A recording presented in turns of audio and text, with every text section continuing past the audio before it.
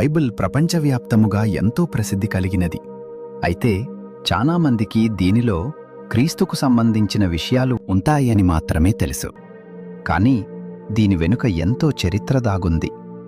ఇది క్రీస్తు పూర్వం 1450 మరియు క్రీస్తు శకం 100 మధ్య, అంటే 1500 సంవత్సరాల కంటే పూర్వమే రచించబడింది బైబిల్. బైబిల్ను రాజులు, గొర్రెల కాపర్లు, తత్వవేత్తలు మరియు జాలర్లతో సహా 40 మందికి పైగా రచయితలు రాశారు. ఈ అద్భుతమైన రచన కాలపరిధి 40 తరాలకు పైగా విస్తరించి ఉంది.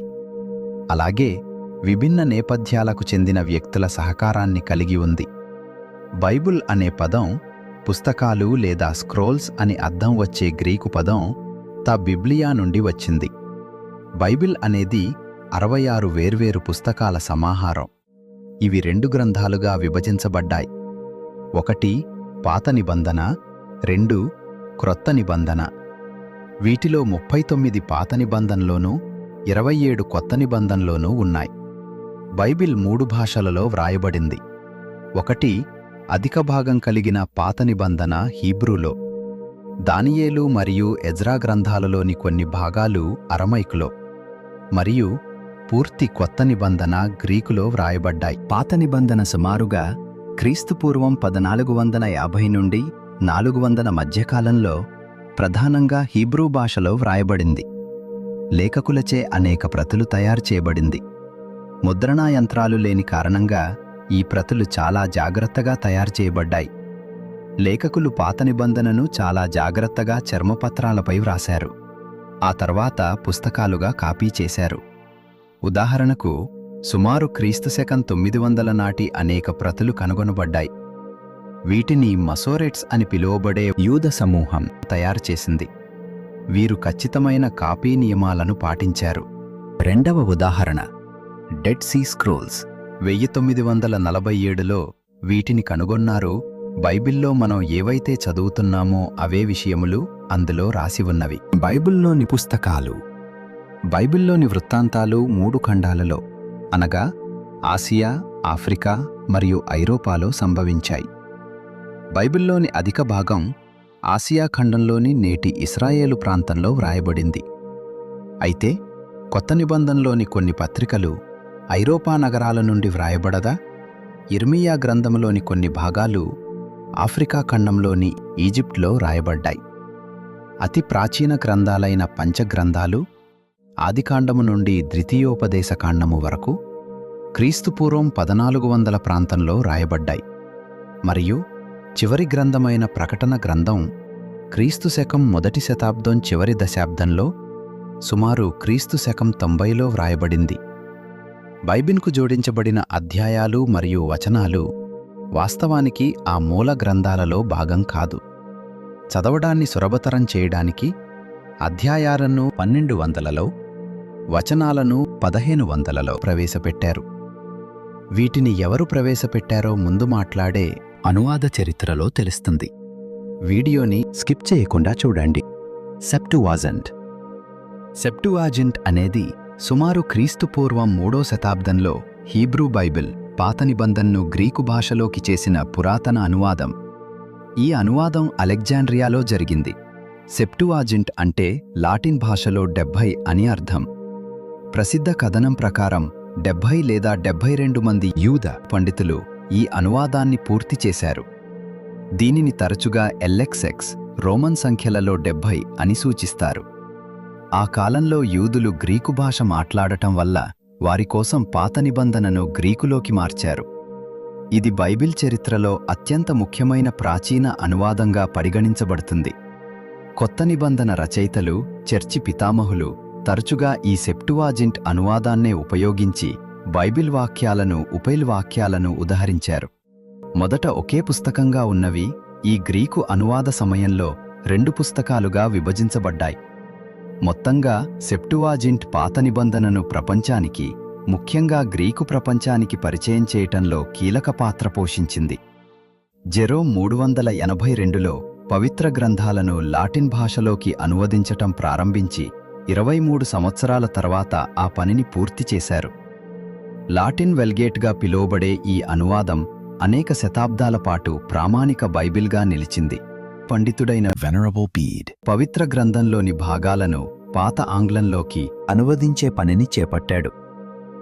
అతను 730లలో యోహాను సువార్త అనువాదాన్ని పూర్తి చేశాడు. English translations.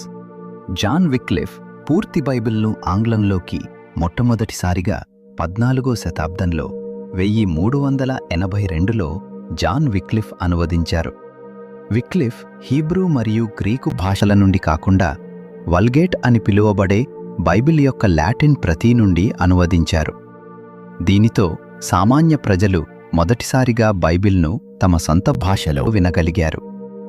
చర్చి నాయకులు తాము బోధించే విషయాలలో మరియు వారు జీవించే విధానంలో కూడా బైబిల్ నుండి దారితప్పి ఉన్నారని వారు త్వరగా గ్రహించారు. విక్లిఫ్ మరియు అతని అనుచరులు చేసిన పనికి చర్చి నుండి తీవ్ర వ్యతిరేకతను ఎదుర్కొన్నారు మరియు చాలామంది చంపబడ్డారు. విక్లిఫ్ మరణించిన 40 సంవత్సరాల తరువాత అతని ఎముకలను తవ్వితీసి కాల్చి ఆ బూడిదను సమీపంలోని నదిలో పడవేశారు. అనధికారిక అనువాదాలకు ప్రయత్నించే ఇతరులకు ఇది ఒక గుణపాఠం కావాలని భావించారు. విక్లిఫ్ బైబిల్ చేతివ్రాత ప్రతిరూపంలో ఉండేది. ఒక్కో ప్రతిని తయారు చేయటానికి సుమారు 10 నెలలు పట్టేది మరియు దీనికి ఒక విద్యావంతుడి సంవత్సర జీతానికి సమానమైన ఖర్చు అయ్యేది. సహజంగానే చాలామంది ప్రజలు స్వయంగా ఒక ప్రతిని కొనుగోలు చేయలేకపోయారు. కానీ విక్లిఫ్ అనుచరులలో ఒకరు దానిని చదవటం వల్ల ప్రజలు వినగలిగినందుకు పులకించిపోయారు. విక్లిఫ్ బైబిల్ అధ్యాయాలను చేర్చిన మొదటి బైబిల్, కానీ వచనాలను అప్పటికి విభజించలేదు. జోహానెస్ గుటెన్బర్గ్ అనే జర్మన్ ఆవిష్కర్త పుస్తకాల ప్రపంచాన్ని శాశ్వతంగా మార్చాడు. సుమారు 1447లో జర్మనీలోని మైన్స్ నగరంలో గుటెన్బర్గ్ ఒక కొత్త ఆలోచనపై ప్రయోగాలు ప్రారంభించాడు. చేతివ్రాత కంటే వేగంగా పుస్తకాలను ముద్రించగల ఒక వ్యవస్థ. 1445 నుండి 1450 మధ్య ఆయన మూవబుల్ మెటల్ టైప్ ప్రింటింగ్ ప్రెస్ను అభివృద్ధి చేశాడు.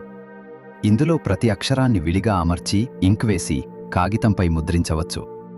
సుమారు 1450 నాటికి ఆయన ప్రింటింగ్ వ్యవస్థ పూర్తిగా పనిచేసే స్థితికి చేరుకుంది మరియు పెద్ద స్థాయిలో ఉపయోగించడానికి సిద్ధమైంది. చివరగా 1455లో గుటెన్బర్గ్ తన ప్రసిద్ధ కృతి అయిన గుటెన్బర్గ్ బైబిల్ను పూర్తి చేశాడు. ఇది యూరప్లో ముద్రించబడిన మొదటి పెద్ద పుస్తకాలలో ఒకటి. అకస్మాత్తుగా బైబిల్ దాదాపు చదవాలనుకునే ప్రతి ఒక్కరికి చదవటానికి విస్తృతంగా అందుబాటులోకి వచ్చింది.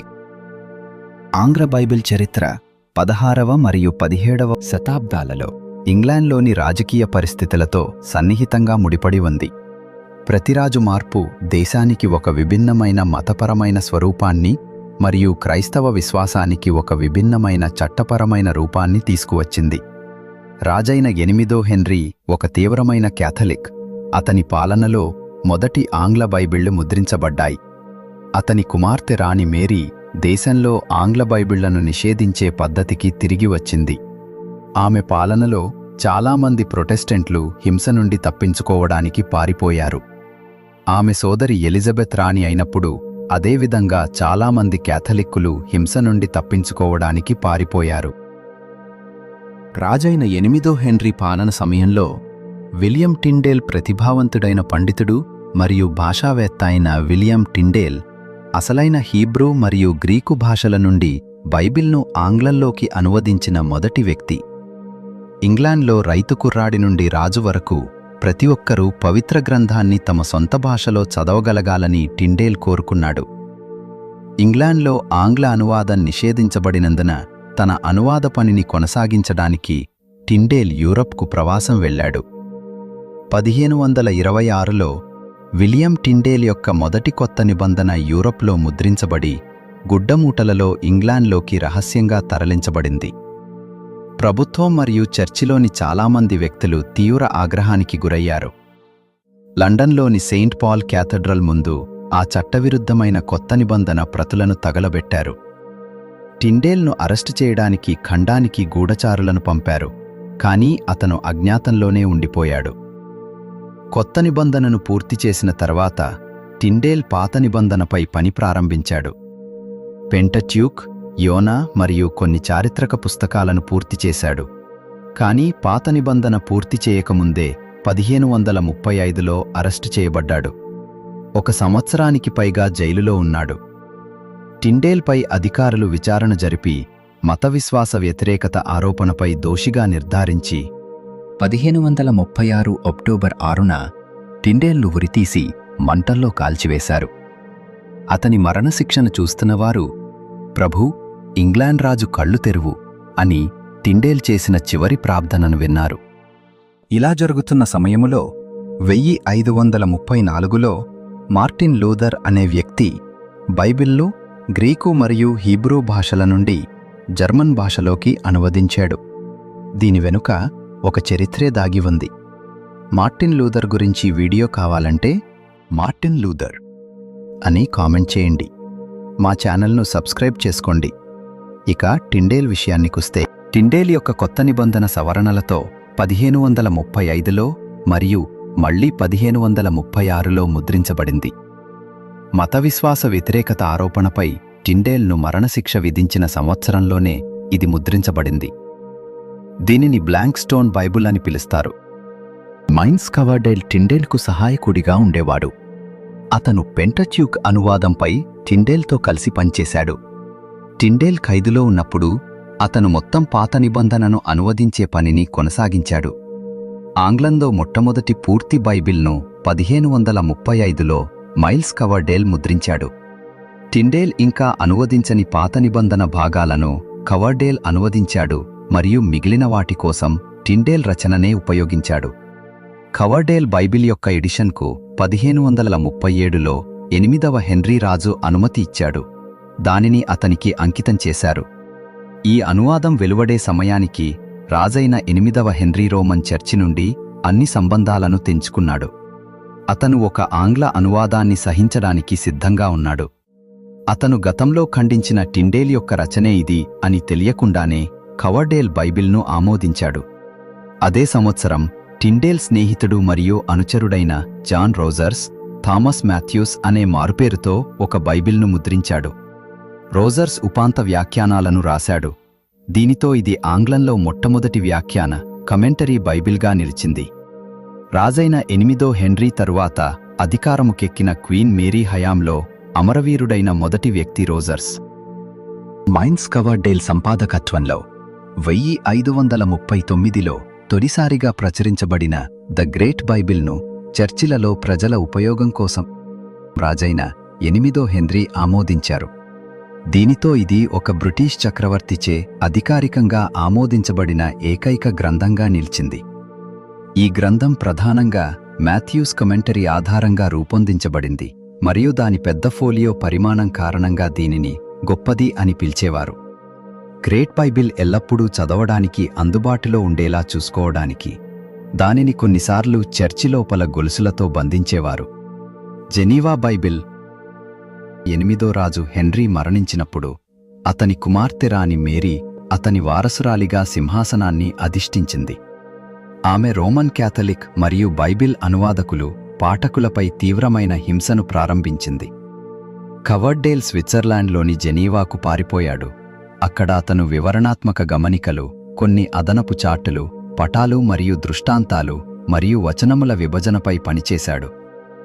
మొదటి వచనముల విభజన వినియోగాన్ని కలిగి ఉండే బైబిల్ అనువాదం ఈ జెనీవా బైబిల్. మన రోమన్ టైప్ ఫేస్ను ఉపయోగించిన మరియు క్రాస్ రిఫరెన్సులను కలిగి ఉన్న మొదటి బైబిల్ కూడా ఇదే. జెనీవా బైబిల్ తక్షణమే ప్రజాదరణ పొందింది మరియు ఆ కాలం వరకు ఉత్తమ అనువాదంగా గుర్తించబడింది. అయితే జెనీవా బైబిల్లోని మార్జినల్ నోట్స్ కాల్వినిస్ట్ వేదాంతాన్ని ప్రతిబింబించాయి. దీనిని చర్చ్ ఆఫ్ ఇంగ్లాండ్ స్వాగతించలేదు. 1604లో కింగ్ జేమ్స్ I ఒక చర్చ్ సమావేశాన్ని ఏర్పాటు చేశారు. మొత్తం బైబిల్ను అసలైన హీబ్రూ మరియు గ్రీకు భాషలకు వీలైనంత అనుగుణంగా అనువదించాలి మరియు దీనిని ఎటువంటి అదనపు వ్యాఖ్యానాలు లేకుండా ముద్రించాలి. అలాగే ఇంగ్లాండ్లోని అన్ని చర్చిలలో దైవారాధన సమయంలో మాత్రమే ఉపయోగించాలి. 1611లో అతని తీర్మానం ఫలించి ఇప్పటివరకు అత్యంత ఆదరణ పొందిన ఆంగ్ల బైబిల్ కింగ్ జేమ్స్ వెర్షన్ లేదా ఆథరైజ్డ్ వెర్షన్ కేజేవి లేదా ఏవి ఆవిర్భవించింది. ఇది ఆంగ్లం మాట్లాడే ప్రపంచానికి సార్వత్రికంగా ఆమోదించబడిన అనువాదంగా మారింది మరియు 350 సంవత్సరాల పాటు అలాగే కొనసాగింది. అయితే కేజేవి సవరణలు లేకుండా లేదు. 1613లో వచ్చిన కొత్త సంచికలో 400కు పైగా అటువంటి మార్పులు ఉన్నాయి. అప్పటి నుండి శతాబ్దాలుగా లెక్కలేనన్ని ఇతర మార్పులు చేర్చబడ్డాయి. కొన్ని ప్రసిద్ధ తప్పులు, కొన్ని అత్యంత ప్రసిద్ధ తొలి ఆంగ్ల సంచికలు ముద్రణ దోషాలు లేదా అసాధారణ అనువాదాలకు ప్రసిద్ధి చెందాయి. ఉదాహరణకు 1611లో వచ్చిన కేజేవి యొక్క మొట్టమొదటి సంచికలో రూత్ 3:15 వచనంలో ఒక ప్రసిద్ధ ముద్రణ తేడా కనిపిస్తుంది. He went in to the city. అతడు పట్టణంలోకి వెళ్ళాడు. She went in to the city. ఆమె పట్టణంలోకి వెళ్ళింది. ఈ రెండు పఠనాలు కూడా 1611లో వచ్చిన ప్రారంభ ముద్రణంలో కనిపించాయి. 1631 సంవత్సరంలో ముద్రించబడిన కింగ్ జేమ్స్ వెర్షన్లో ఒక తీవ్రమైన ముద్రణ పొరపాటు జరిగింది. ఈ కారణంగా ఈ ప్రతిని వికెడ్ బైబుల్ అని కూడా పిలుస్తారు. దౌ షాల్ట్ కమిట్ అడల్టరీ. నీవు వ్యభిచారం చేయవలెను. సరైనది దౌ షాల్ట్ నాట్ కమిట్ అడల్టరీ. నీవు వ్యభిచారం చేయకూడదు. దీనిలో ముద్రణకర్త నిర్గమకాండము 20:14 నుండి కాదు అనే పదాన్ని వదిలివేశాడు. అతనికి 300 పౌండు జరిమానా విధించబడింది. అందుకే వికెడ్ బైబిల్గా పరిగణించబడింది. భారతదేశంలో చాలా ప్రాచీన క్రైస్తవ జనాభా ఉంది. మరి భారతదేశములో బైబిల్ చరిత్ర మరియు అనువాద చరిత్రపై వీడియో కావాలంటే కామెంట్లో ఎస్ అని టైప్ చేయండి. ఇలాంటి మరిన్ని వీడియోల కోసం మా ఛానల్ను లైక్, కామెంట్, షేర్ మరియు సబ్స్క్రైబ్ చేసుకోవటం మర్చిపోకండి.